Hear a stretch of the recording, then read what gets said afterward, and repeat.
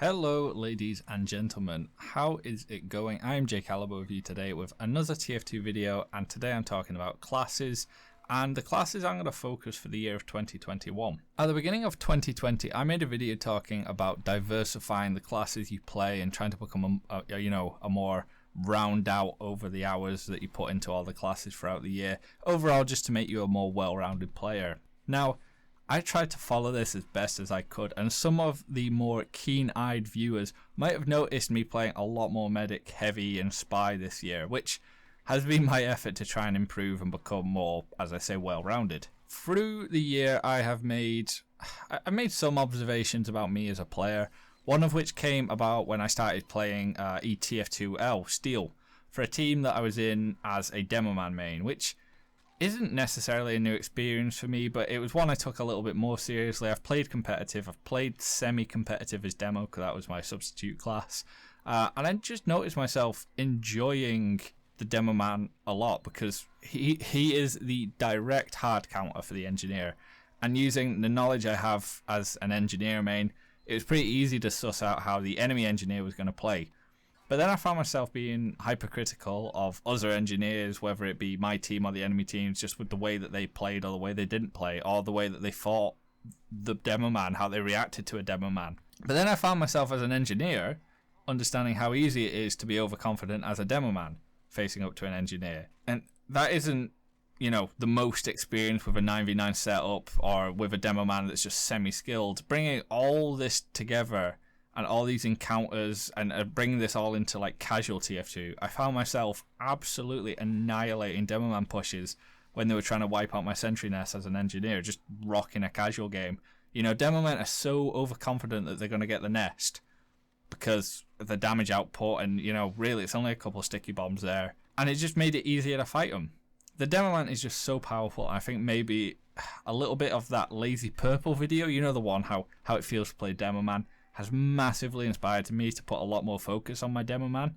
But my years of playing engineer both casually and competitively has really pulled me back to engineer as well. All this piling up with the fact that I now finally reached tier 3 in TF2 casually, with the casual ranking system they have, has given me a new directive in TF2.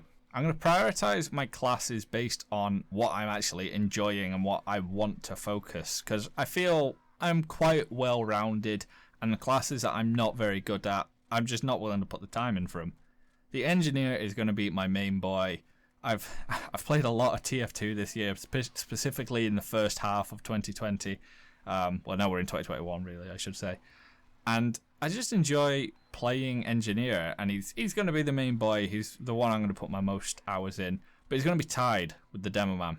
The engineer and the demo man are the best balance of offensive and defensive.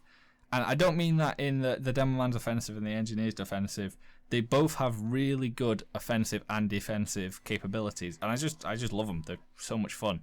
And then after the Engie and the demo man, I still like playing the sniper. So the sniper is going to be like next on the list of priorities because Jesus Christ, I just love playing sniper. I have an upcoming video about how my accuracy has improved dramatically and why, even if you don't think so yourself, and you're probably right.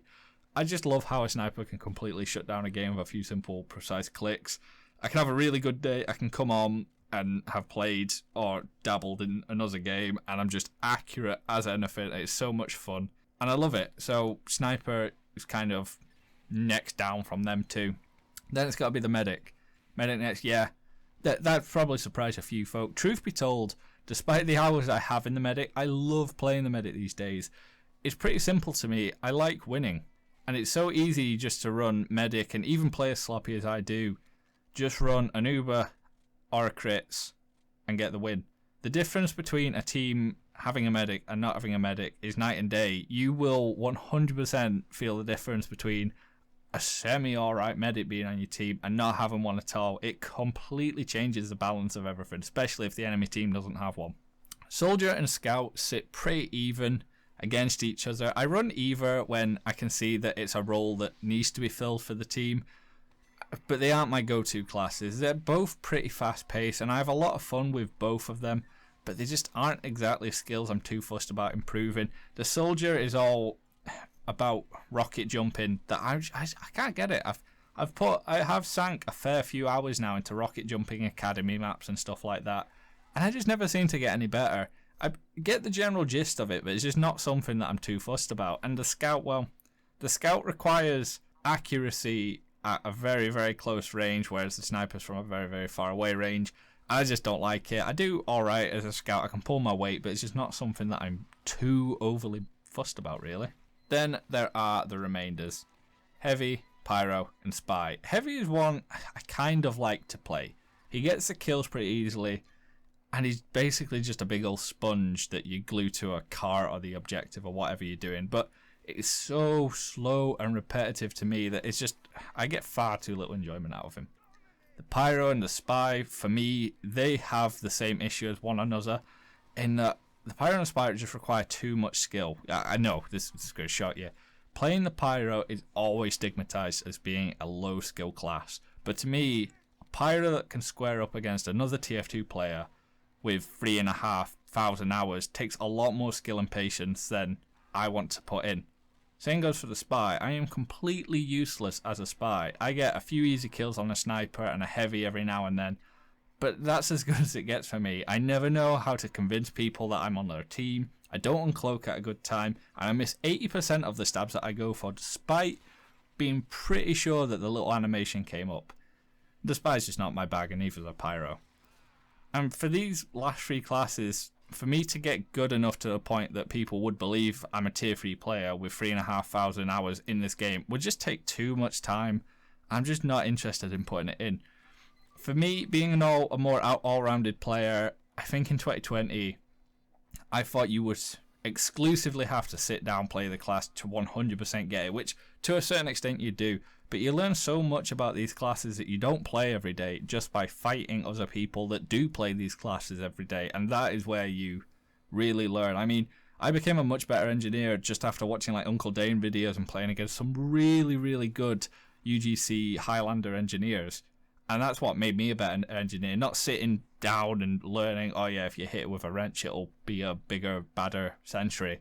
So that's why I'm going to be reprioritizing my TF2 classes to make me a more better player by focusing on what I actually enjoy playing, and hopefully will prevent me from burning out a little bit.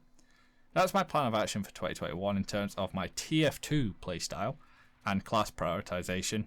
What are you going to focus on? Do you have a class or two that you have in mind, or are you still trying to get a more all-rounded sense of the 9 mercs? Comment down below.